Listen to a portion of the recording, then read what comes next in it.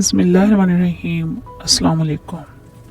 अबुल आस बैत से पहले एक दिन रसूलुल्लाह सल्लल्लाहु अलैहि वसल्लम के पास आया और कहा, मैं अपने लिए आपकी बेटी ज़ैनब का हाथ मांगने आया हूँ। रसूलुल्लाह सल्लल्लाहु अलैहि वसल्लम ने फरमाया, मैं इनकी इजाज़त के बगैर कुछ नहीं कर सकता। घर जाकर रसूलुल्लाह सल्लल्लाहु अलैहि वसल्लम ने ज़ैनब से कहा, तेरे खाला के बेटे ने तेरा नाम लिया है, क्या तुम इस पर राजी हो? ज़ैनब का चेहरा सुर्ख हुआ और मुस्कुराई। रसूलुल्लाह सल्लल्लाहु अलैहि वसल्लम उठकर बाहर तशरीफ ले गए और अबुल आस बिन अल रबी का रिश्ता ज़ैनब के लिए कबूल किया। यहाँ से मोहब्बत की एक दास्तान शुरू होती है। अबुल आस से ज़ैनब का बेटा अली और बेटी अमामता पैदा हुई। फिर आजमाइश शुरू हो जाती है, क्योंकि नबी सल्लल्लाहु अलैहि वसल्लम पर वही नाजिल हुई और आप अल्लाह के रसूल बन गए। अबुल आस कहीं सफ़र पे थे, जब वापस आए तो बीवी इस्लाम कबूल कर चुकी थी। जब घर में दाखिल हुआ, बीवी ने कहा, मेरे पास तुम्हारे लिए एक अजीम खबर है। यह सुनकर वो उठकर बाहर निकलता है। ज़ैनब खौफज़दा होकर इनके पीछे पीछे बाहर निकलती है और कहती है, मेरे अब्बू नबी बनाए गए हैं और मैंने इस्लाम कबूल कर चुकी हूँ। अबुल आस, तुमने मुझे पहले क्यों नहीं बताया? अब दोनों के दरमियान एक बड़ा मसला पैदा हो गया, जो कि अकीदे का मसला था। ज़ैनब, मैं अपने अब्बू को झुठला नहीं सकती, ना ही मेरे अब्बू कभी झूठे थे। वो तो सादिक और अमीन हैं। मैं अकेली नहीं हूँ, मेरी माँ बहनें भी इस्लाम कबूल कर चुकी हैं। मेरा चचाजाद भाई अली बिन अबी तालिब भी इस्लाम कबूल कर चुके हैं।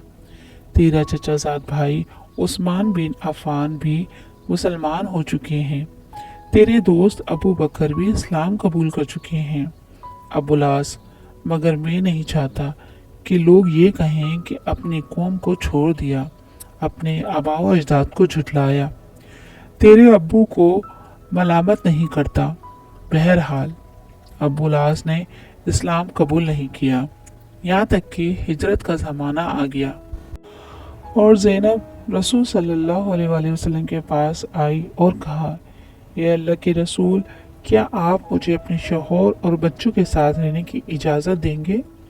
रसूलुल्लाह सल्लल्लाहु अलैहि वसल्लम ने फरमाया, अपने शौहर और बच्चों के पास ही रहो।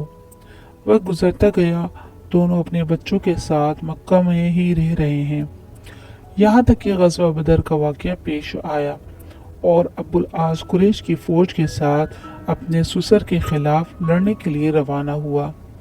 ज़ैनब खौफज़दा थी कि इसका शौहर इसके अब्बा के खिलाफ जंग लड़ेगा, इसलिए रोती हुई कहती थी, ए अल्लाह, मैं ऐसे दिन से डरती हूँ कि मेरे बच्चे यतीम हों या अपने अब्बू को खो दूँ।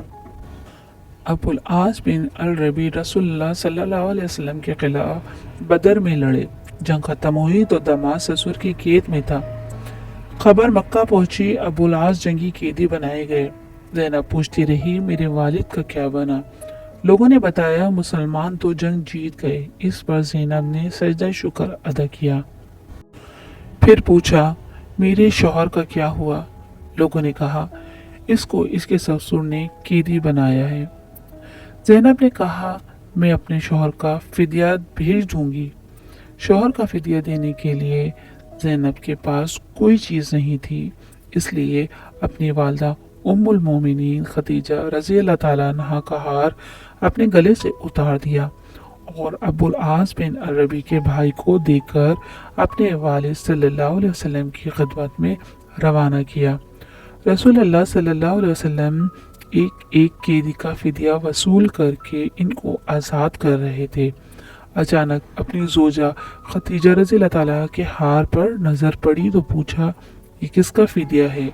लोगों ने कहा, ये अबुल आस बिन अल रबी का फिदिया है। ये सुनकर रसूलुल्लाह सल्लल्लाहु अलैहि वसल्लम रो पड़े और फरमाया, ये तो खदीजा का हार है। फिर खड़े हो गए और फरमाया, ये लोगों, ये शख्स बुरा दामाद नहीं, क्या मैं इसको रिहा कर दूं? अगर तुम इजाज़त देते हो तो इसका हार भी इसको वापस कर दूं। लोगों ने कहा, کیوں نہیں اے اللہ کے رسول صلی اللہ علیہ وسلم۔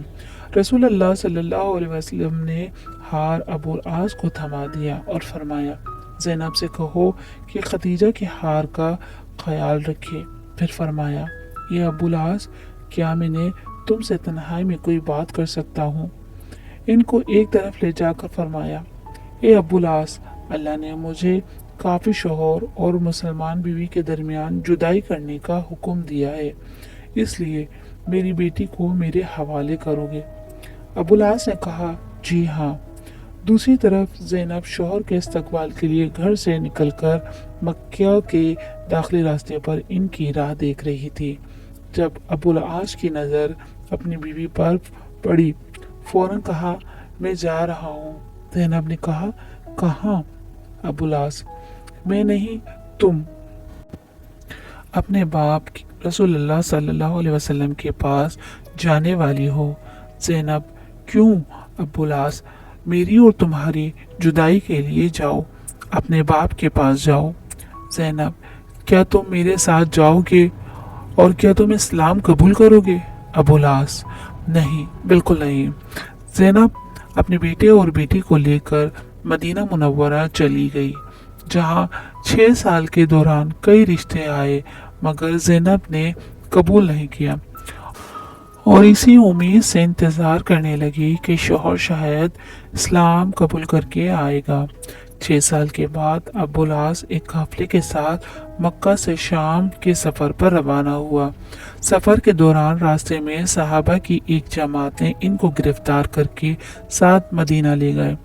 مدینہ جاتے ہوئے زینب اور ان کے گھر کے بارے میں پوچھا۔ فجر کی اذان کے وقت زینب کے دروازے پر پہنچا۔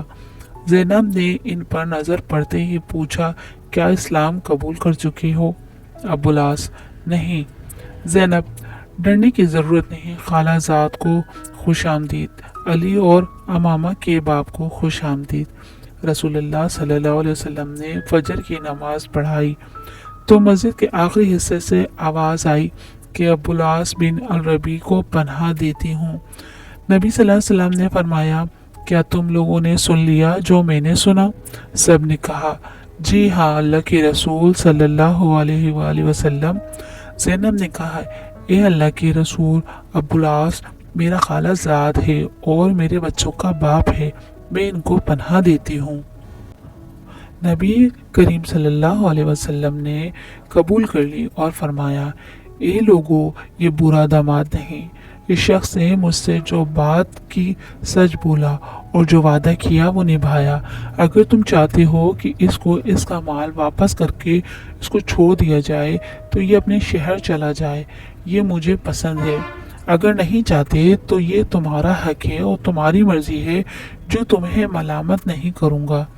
لوگوں نے کہا ہم اس کا مال اس کو واپس کر کے اس کو جانے کی اجازت دینا چاہتے ہیں۔ رسول اللہ صلی اللہ علیہ وآلہ وسلم نے فرمایا اے زینب، تم نے جس کو پناہ دی ہے ہم بھی اس کو پناہ دیتے ہیں۔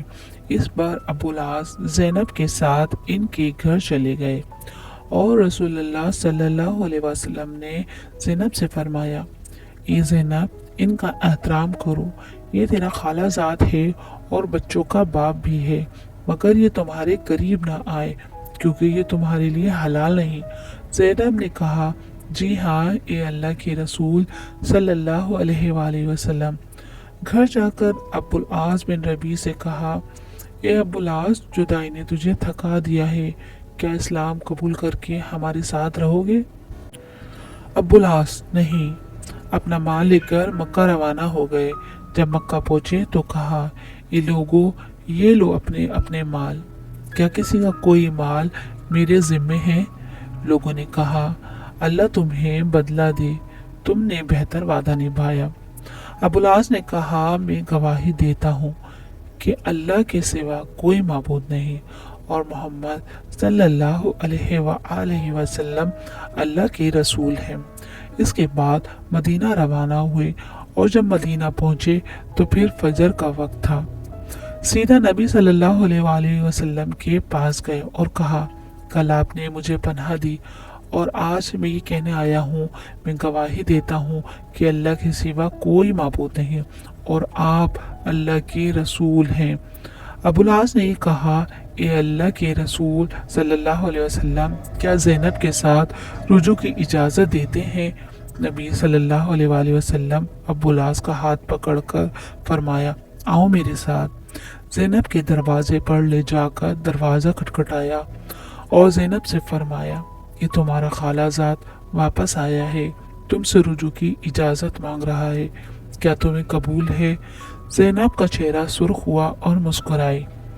अजीब बात यह है कि इस वाक़ये से सिर्फ 1 साल बाद ज़ैनब का इंतकाल हुआ, जिस पर अब्बुल आस ज़ारू कतार रोने लगे, हत्ता कि लोगों के सामने, और रसूलुल्लाह सल्लल्लाहु अलैहि वसल्लम इनके सर पर हाथ फेर कर तसल्ली देते थे।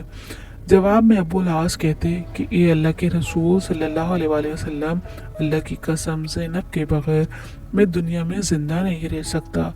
1 साल के बाद अब्बुल आस भी इंतकाल कर गए।